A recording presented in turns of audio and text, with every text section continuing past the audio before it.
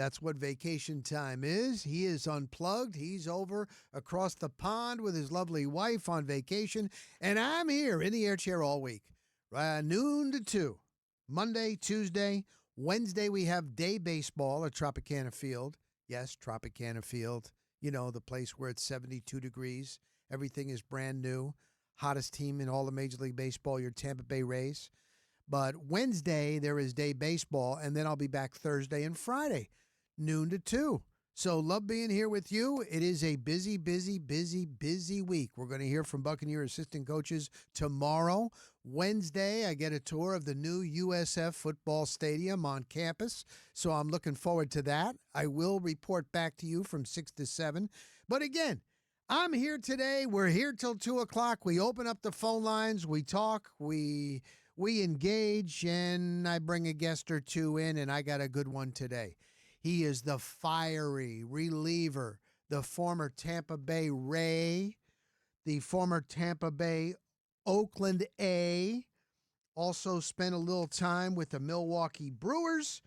Who else was he with? But you just remember him. He's got a record that still stands today with the Oakland A's, or with the A's now, Sacramento A's, soon to be Las Vegas A's, the consecutive save record at 44. Grant Balfour, who also does some TV work here with your Tampa Bay Rays. He's always called Tampa Bay home.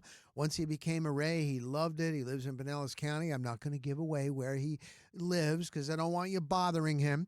But he's going to join us at 12:30, and he is a good guy.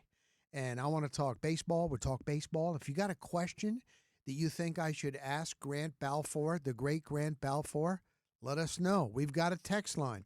Here are your numbers. Here are your text lines. The text line is 82945. Again, 82945, and you always start your text with DAE.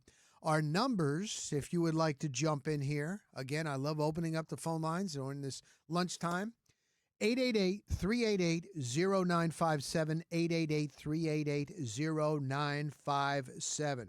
Amidst all that was going on this weekend, and I hope you had a good weekend, and sports-wise, including what was that with MVP promotions and Ronda Rousey and Gina Carano and then Nagano and Jake Paul can't fight anymore, and there was a lot of empty seats, and now Conor McGregor is coming back. But despite all of that, and there's always football news, we're talking Rays. We're talking small ball. We're talking best in the American League.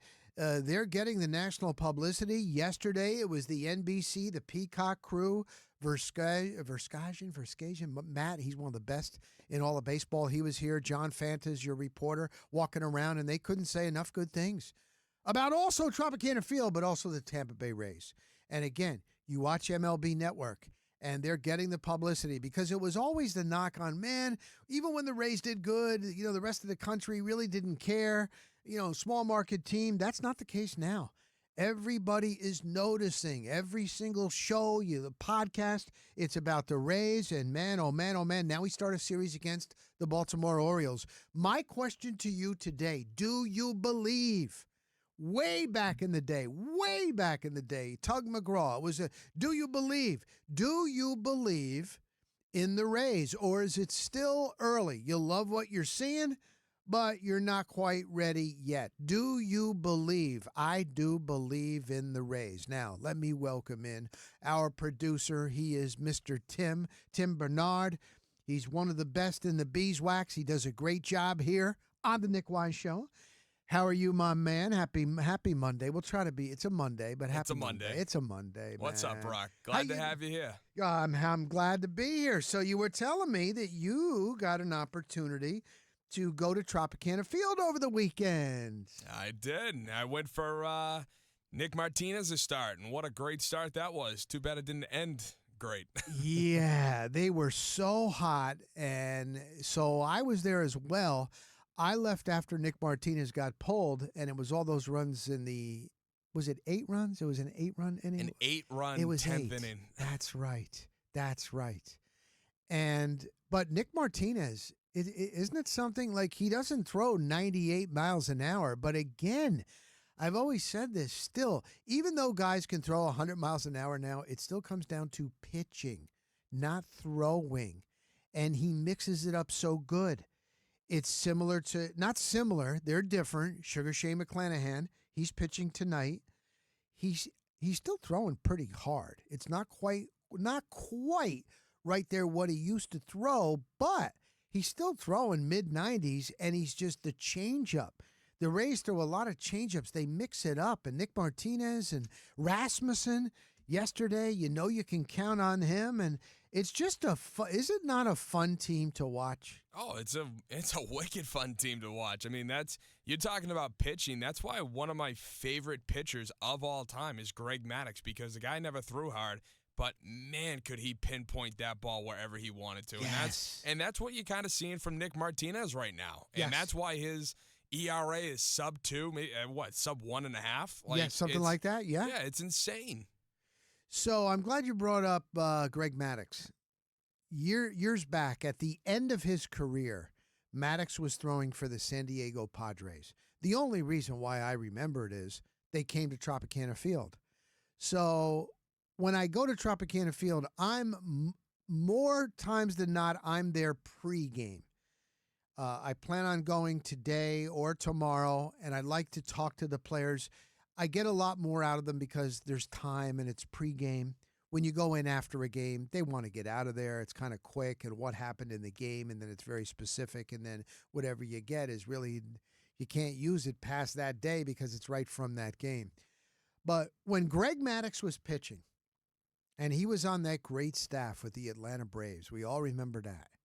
So at the end, he was throwing for the Padres. And it was after a game, and I'm like, you know what? Normally I go to the Rays clubhouse. I'm going to go over to the Padres clubhouse. I want to be in the presence of greatness, legend, Greg Maddux. Here he is at the end of his career, and we were talking to him, and he was talking about what he was working on. He was working on a new pitch, and he was working on something new, and I'm like, he's at the end of his Hall of Fame career, and yet he is still working on stuff.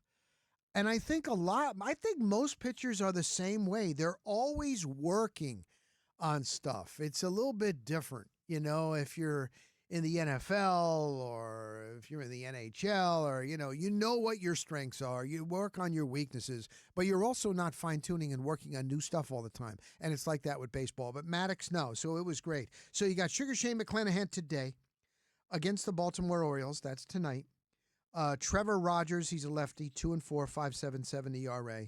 But Sugar Shane McClanahan has looked so damn good. So damn good. I'm not going to say anything. I don't want to jinx anything. We got that. But do you believe? That's what I want to find out. Do you believe? Because it is a long way to go, and you know how it goes. It kind of evens itself out. But right now, the Rays, man, they are a thing of beauty. It evens itself out, Rock, but here's the other thing, too. The first team in the American League to 30 wins. That's not something to scoff at. You're right. Like, they are just on such a heater where it's so funny to see where people, myself, others, were predicting them to be one of the teams competing for last place in the American League East. And now, look at where they're at. I absolutely believe in this team. And I think even though we're a quarter of the way through the season. Yep. And yes, we still got 3 quarters to go, but it would take a lot for this to blow up. So that's why, to me, it's like, I like it. I think they are a real, legit contender right now. I talked about it and talking to the players like it's something. I've been covering this team since day one, since the first game, always there. There is something different about the vibe. And I mentioned this, if you heard me on Saturday, I didn't want to repeat myself, but what I have watched, how they do infield practice, how they do bunting practice, how they have a coach yelling out, first and second, 1 out, boom, there goes the ball in the jugs machine, boom, and you got to think real quick how they're going to do it. They're going to drag bunt. No, they're going to safety squeeze. No, they're going to give up and put the bunt between third and first. They're doing this all the time. And I had a video of Chandler Simpson one-handed tracking bunting. He's bunting with one-handed. I've never seen anybody do this. I mean, they work on this. Their defense. when Kevin Cash it's Manny. He's a coach now. Used to be the interpreter. He's got a bucket of balls. He soft tosses it to Cash, who's in the box. Cash is hitting these grounders and line drives as hard as he can. And then they got a stopwatch, and they're turning two, and they're doing this all game. And then after they're done, they have a handshake line as if it's the end of a game. I've never seen this before. So my point is, what they're doing is not a fluke. This isn't just luck. They work on this stuff, and it is a thing of beauty. All right, let me try to get in a couple of calls here today. I'm going to do calls. We're going to talk. We're going to hang. We're right up here on this lunchtime show. I'm in for Nick Wise today. Let me go to Andrew in St. Pete. You're batting first today, Andrew. What you got, buddy? Hey, man, you're the best. I love the show. Always love listening to you. And I just wanted to get your opinion. You know, that 10th inning made me want to throw up, that they let 8 runs come across the plate after such a hard-fought game. The Rays have the vibe. They have it all. But for Cash to allow that to happen, I thought Aaron Boone was the only one that let stuff like that happen. Well, I mean, it was just let the guy in to get abused. I don't know if he was punishing the pitcher or whatnot. But I just wanted to get your take. Why did we let that game get out of hand? That should have never happened. all right, Andrew, here's the reason why, Andrew, because nobody realizes this. They had been taxing their bullpen. Now, when they came home, they had one day. That was great. And then they only used 2 relievers before that. But they have been using their relievers so much that when you get down at the end, it was Hunter Biggie that was in there, and most fans are like, get him out of there. Why is he keeping him in there? Yeah. Well, here's the thing. You want to, when it's already starting to get out of reach, you're in the 10th inning, and the other team is up by 4 now, 5, you don't want to put in another reliever. And you see what I'm saying? You're like, you know what? This is a game. You just chalk it up, let him finish it out, and that way I'm saving my relievers for the rest of the upcoming games. That's why. That's why, Andrew. Yeah. It makes sense. It's like he took the loss and he said, enough is enough. We're just going to just take it, and that's it. Let's not hurt somebody else. But it was just so frustrating to watch because they are such a pesky team. Even if you get down by 2, they always come back. I know it. No, so I know it was rough, man. All right, Andrew. Thank you, bro. Thank you. All right, listen, we got Grant Balfour. Grant Balfour was one of the all-time great relievers.